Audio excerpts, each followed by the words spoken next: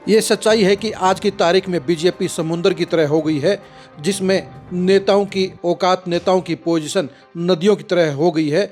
जो उसमें समा जाते हैं उनका अस्तित्व खत्म हो जाता है। हरियाणा में भी बीजेपी की तीसरी बार सरकार बनाने के लिए काफ़ी लोगों का सहयोग रहा।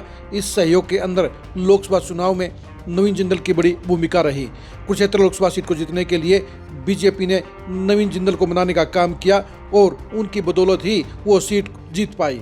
लेकिन एक साल के बाद आज के हालात बताते हैं कि नवीन जिंदल की बेकदरी हो रही है और नवीन जिंदल भी अपने आप को बीजेपी में सेट महसूस नहीं कर रहे हैं।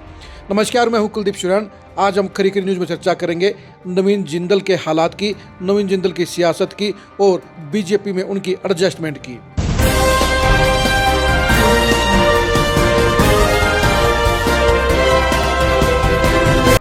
नवीन जिंदल बेशक से इसमें कुरुक्षेत्र के सांसद हैं, वो बीजेपी के बड़े नेताओं में शुमार भी किए जाते हैं, लेकिन धरातल पर नवीन जिंदल आज भी बीजेपी की उस धारा के अंदर नहीं बह रहे हैं जिसकी उम्मीद की जाती है।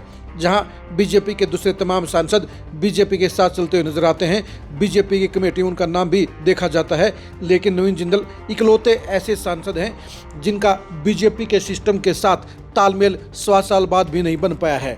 नवीन जिंदल इस समय बाढ़ को लेकर अपने इलाके के दौरे पर हैं और वो गांव में जाकर हालात का जायजा ले रहे हैं।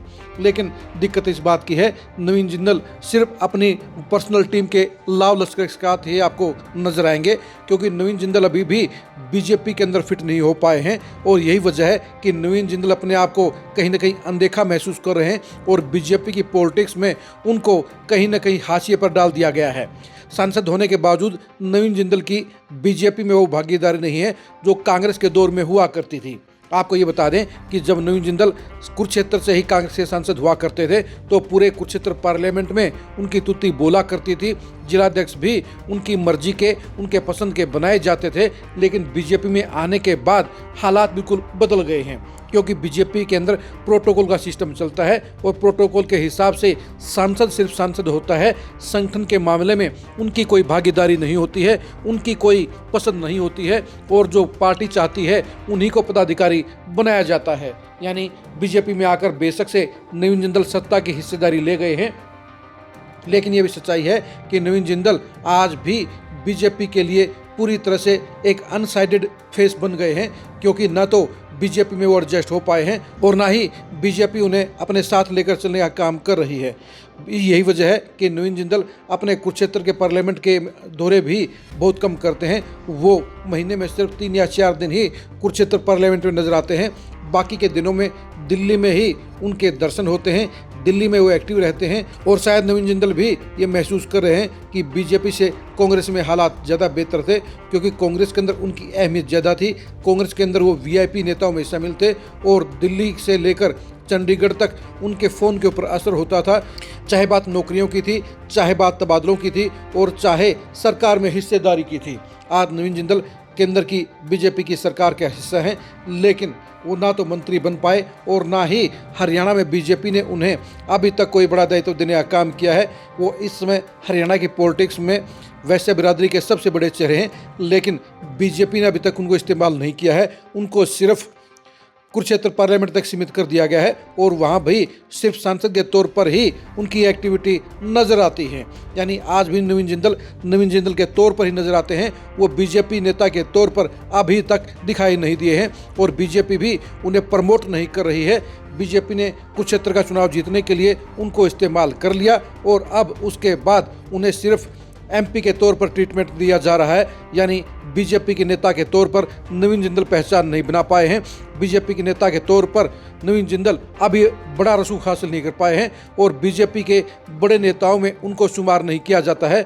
यानी सिर्फ एमपी के तौर पर ही उनको सेट कर दिया गया है, उनको फिट कर दिया गया है और वो चुनावी सियासत के लिए ही उनकी बीजेपी में एंट्री हुई थी। वैसे भी नवीन जिंदल फील्ड में ज़्यादा रहना पसंद नहीं करते हैं। वो बिजनेसमैन आदमी हैं, उनके पास बिजनेस के लिए ज़्यादा अहमियत है और वो पॉलिटिक्स को सिर्फ पार्ट टाइम ही मानते हैं और यही वजह है कि बीजेपी भी उनको लेकर ज़्यादा सीरियस नहीं है।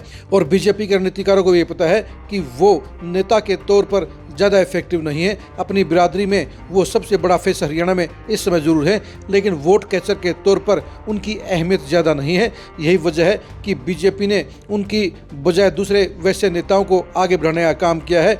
जहां पर विपुल गोयल को मंत्री बनाया गया है, वहीं पर राजीव जैन को मेयर बनाया गया है। यानी बीजेपी पूरे सिस्टम के हिसाब से काम कर रही है और उस सिस्टम में 2029 के लिए बेशक से दोबारा नवीन जिंदल को चुनाव लड़वाने के लिए वो इस्तेमाल कर सकती है, लेकिन बीजेपी के भविष्य के नेताओं के तौर पर नवीन जिंदल को अभी तक फ्रेम में नहीं रखा गया है। और यही वजह है कि आज की तारीख में नवीन जिंदल बीजेपी में उपेक्षित महसूस होते हैं।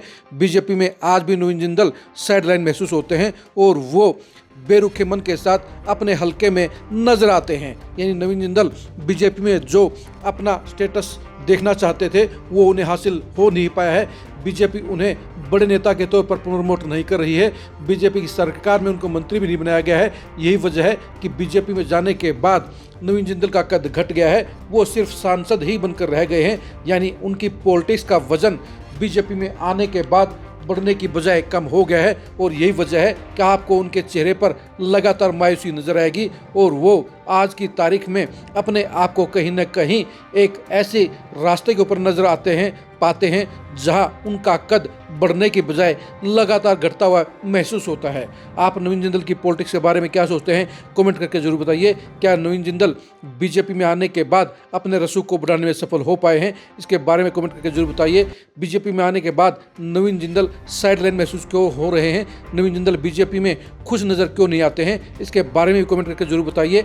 नवीन जिंदल के बारे में खबरें जानने के लिए आप लगातार खरी न्यूज़ के साथ बने रहिए। आप हमारे फेसबुक पेज को फॉलो कीजिए, आप हमारे यूट्यूब चैनल को सब्सक्राइब कीजिए। नमस्कार।